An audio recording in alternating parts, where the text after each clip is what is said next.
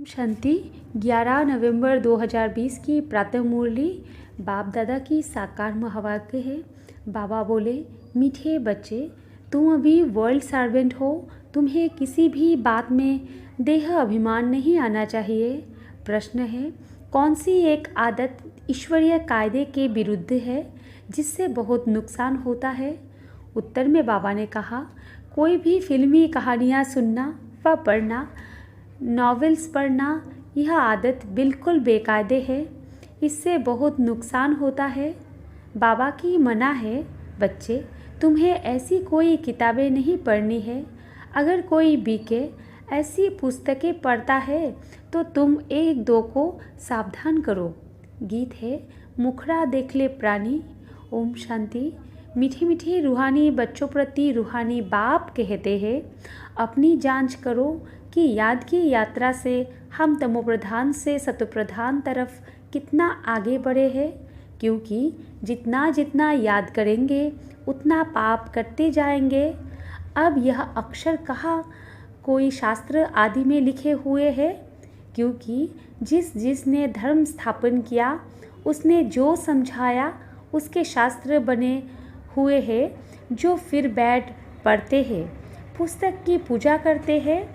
अब यह भी समझाने की बात है, जबकि यह लिखा हुआ है, देह सहित देह के सर्व संबंध छोड़ अपने को आत्मा समझो। बाप याद दिलाते हैं, तुम बच्चे पहले पहले अशरीरी आए थे, वहाँ तो पवित्र ही रहते थे। मुक्ति जीवन मुक्ति में पतित आत्मा कोई जा नहीं सकती। वो है निराकारी निर्विकारी दुनिया। इसको कहा जाता है साकारी विकारी दुनिया। फिर सतयुग में यही निर्विकारी दुनिया बनती है। सतयुग में रहने वाले देवताओं की तो बहुत महिमा है।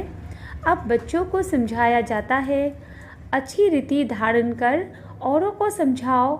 तुम आत्माएं जहाँ से आई हो पवित्र ही आए हो, फिर यहाँ आकर अपवित्र भी ज़रूर होना है।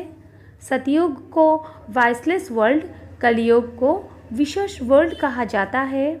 अब तुम पतित पावन बाप को याद करते हो कि हमको पावन वाइसलेस बनाने आप विशेष दुनिया विशेष शरीर में आओ। बाप खुद बैठ समझाते हैं। ब्रह्मा के चित्र पर ही मूंझते हैं कि दादा को क्यों बिठाया है। समझना चाहिए, यह तो भागीरथ है।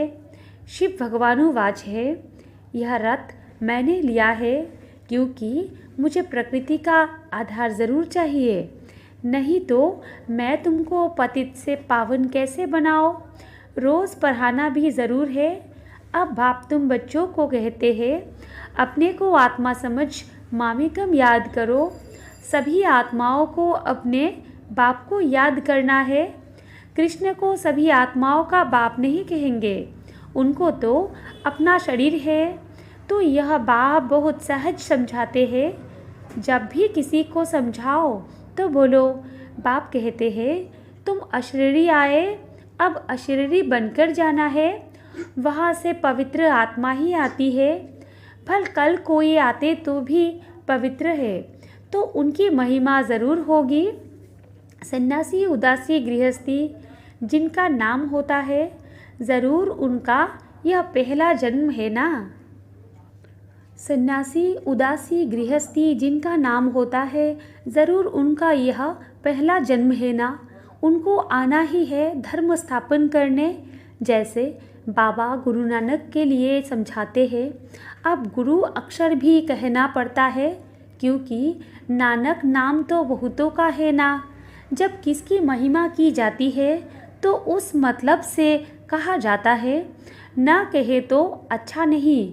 वास्तव में बच्चों को समझाया है, गुरु कोई भी है नहीं सिवाय एक के, जिसके नाम पर ही गाते हैं। सदगुरु अकाल, वो अकाल मूर्त है।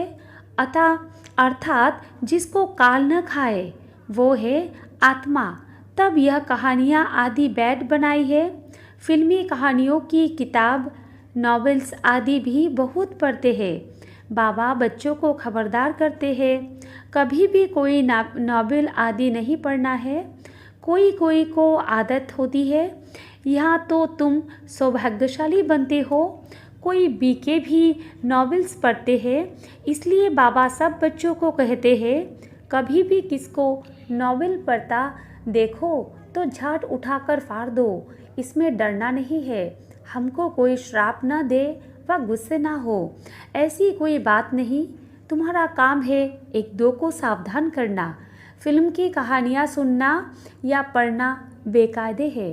बेकायदे कोई चलन है तो झट रिपोर्ट करनी चाहिए, नहीं तो सुधरेंगे कैसे? अपना नुकसान करते रहेंगे। खुद में ही योग बल नहीं होगा तो यहाँ क्या बैठ सिखलाएंगे? बाबा की मना है। अगर फिर ऐसा काम करेंगे तो अंदर दिल ज़रूर खाती रहेगी, अपना नुकसान होगा। इसलिए कोई में भी कोई अवगुण देखते हो तो लिखना चाहिए। कोई बेकायदे चलन तो नहीं चलते, क्योंकि ब्राह्मण इस समय सर्वेंट है ना। बाबा भी कहते हैं बच्चे नमस्ते अर्थ सहित समझाते हैं। बच्चियाँ पढ़ाने वाली जो है उनमें देह अभिमान नहीं आना चाहिए। टीचर भी स्टूडेंट का सर्वेंट होता है ना। गवर्नमेंट आदि भी चिट्ठी लिखते हैं, नीचे सही कहेंगे आई एम ओबीडियंट सर्वेंट, बिल्कुल सम्मुख नाम लिखेंगे। बाकी क्लर्क लिखेगा अपने हाथ से, अभी अपनी बड़ाई नहीं लिखेंगे। आजकल गुरु तो अपने आप को आप ही श्री श्री लिख देते। यहाँ भी कोई ऐसे है श्री फलाना लिख देते हैं। वास्तव में ऐसे भी लिखना नहीं चाहिए। न फीमेल श्रीमती लिख सकती है। श्रीमत तब मिले जब श्री श्री स्वयं आकर मत देवे। तुम समझा सकते हो कि ज़रूर कोई की मत से यह देवता बने हैं ना। भारत में किसको भी यह पता नहीं कि यह इतना ऊंच विश्व के मालिक कैसे बने। तुमको तो यही नशा चढ़ना चाहिए। यह एम ऑब्जेक्ट का चित्र सदैव छाती से लगा होना चाहिए। किसको भी बताओ हमको भगवान बढ़ाते हैं, जिससे हम विश्व का महाराजा बनते हैं। बाप आए हैं इस राज्य की स्थापना करने। इस पुरानी दुनिया का विनाश सामने खड़ा है। तुम छोटी छोटी बच्चियाँ तोतली भाषा में किसको भी समझा सकती हो।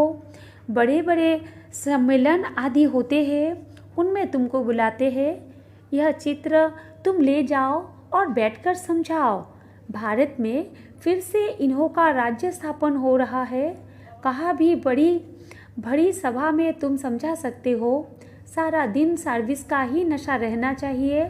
भारत में इनका राज्य स्थापन हो रहा है। बाबा हमको राजयोग सिखला रहे हैं। शिव भगवानुवाच, हे बच्चों, तुम अपने को आत्मा समझ मुझे याद करो तो तुम यह बन जाएंगे 21 पीढ़ी के लिए। देवी गुण भी धारण करने हैं। अभी तो सबके आसुरी गुण है। श्रेष्ठ बनाने वाला तो एक ही श्री श्री शिव बाबा है। वही उच्चते उच्च बाप हमको पढ़ाते हैं। शिव भगवानुवाच, मन मना भव। भागीरथ तो मशहूर है। भागीरथ को ही ब्रह्मा कहा जाता है, जिसको महावीर भी कहते हैं। यहाँ देलवाड़ा मंदिर में बैठे हुए हैं ना। जैनी आदि जो मंदिर बनाने वाले हैं वो कोई भी जानते थोड़ी ही है। तुम छोटी छोटी बच्चियाँ कोई से भी विजिट ले सकती हो। अभी तुम बहुत श्रेष्ठ बन रहे हो। यह भारत की एम ऑब्जेक्ट है ना। कितना नशा चढ़ना चाहिए। यहाँ बाबा अच्छी रीति नशा चढ़ाते हैं। सब कहते हैं हम तो लक्ष्मी नारायण बनेंगे। राम सीता बनने के लिए कोई भी हाथ नहीं उठाते। अभी तो तुम हो अहिंसक क्षत्रिय। तुम अहिंसक क्षत्रियों को कोई भी नहीं जानते। यह तुम अभी समझते हो। गीता में भी अक्षर है मन मना भव। अपने को आत्मा समझो। यह तो समझने की बात है ना, और कोई भी समझ नहीं सकते। बाबा बैठ बच्चों को शिक्षा देते हैं। बच्चे आत्म अभिमानी बनो। यह आदत तुम्हारी फिर 21 जन्मों के लिए चलती है। तुमको शिक्षा मिलती ही है 21 जन्मों के लिए। बाबा घड़ी घड़ी मूल बात समझाते हैं। अपने को आत्मा समझकर बैठो। परमात्म बाप हम आत्माओं को बैठ समझाते हैं। तुम घड़ी घड़ी देह अभिमान में आ जाते हो, फिर घर बार आदि याद आ जाता है। यह होता है भक्ति मार्ग में भी। भक्ति करते करते बुद्धि और तरफ चली जाती है। एक टिक सिर्फ नौधा भक्ति वाले ही बैठ सकते हैं, जिसको तीव्र भक्ति कहा जाता है। एकदम लवलीन हो जाते हैं। तुम जैसे याद में बैठते हो तो कोई समय एकदम अशरीरी बन जाते हो। जो अच्छे बच्चे होंगे वही ऐसी अवस्था में बैठेंगे। देह का भार निकल जाएगा। अशरीरी हो उस मस्ती में बैठे रहेंगे। यह आदत पड़ जाएगी। सन्यासी है तत्व ज्ञानी व ब्रह्म ज्ञानी। वो कहते हैं हम लीन हो जाएंगे। यह पुराना शरीर छोड़ ब्रह्म तत्व में लीन हो जाएंगे। सबका अपना अपना धर्म है ना, कोई भी दूसरे धर्म को नहीं मानते हैं।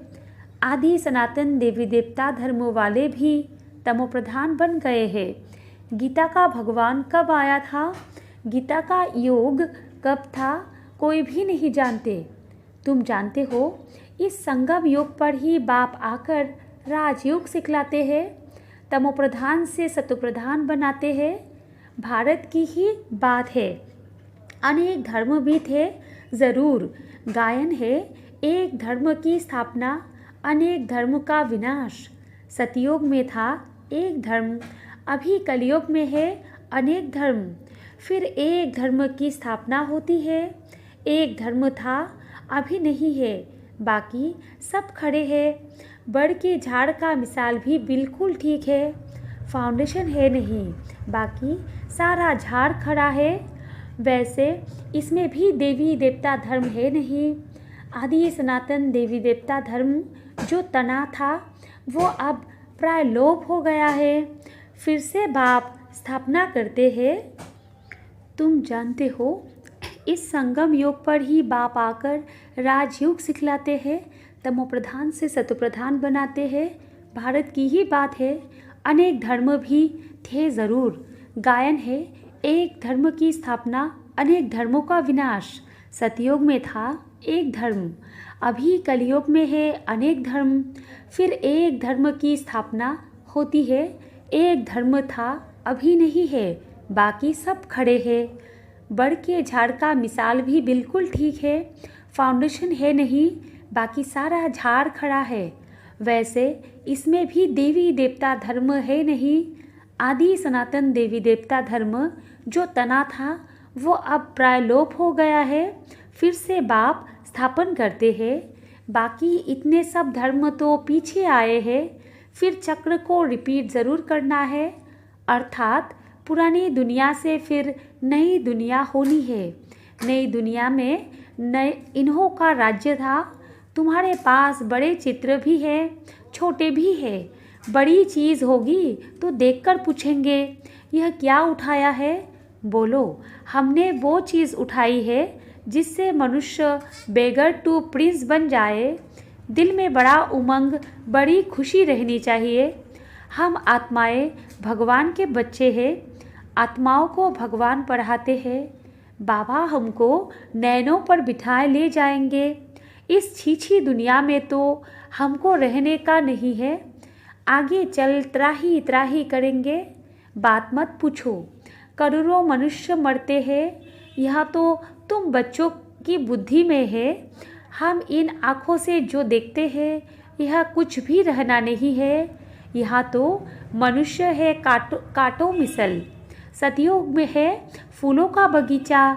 फिर हमारे नयन ही ठंडे हो जाएंगे। बगीचे में जाने से नयन ठंडे शीतल हो जाते हैं ना।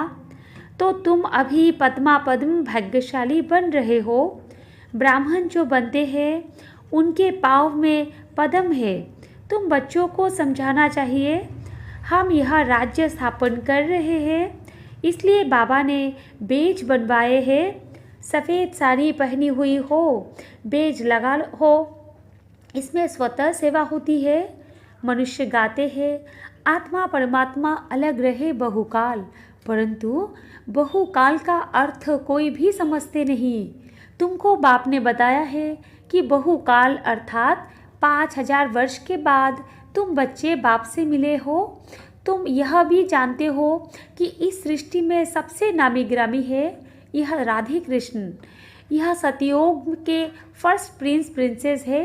कभी किसके ख्याल में भी नहीं आएगा कि यह कहाँ से आए। सतयुग के आगे ज़रूर कलयुग होगा। उन्होंने क्या कर्म किए जो विश्व के मालिक बने। भारतवासी कोई इन्हों को विश्व का मालिक नहीं समझते हैं।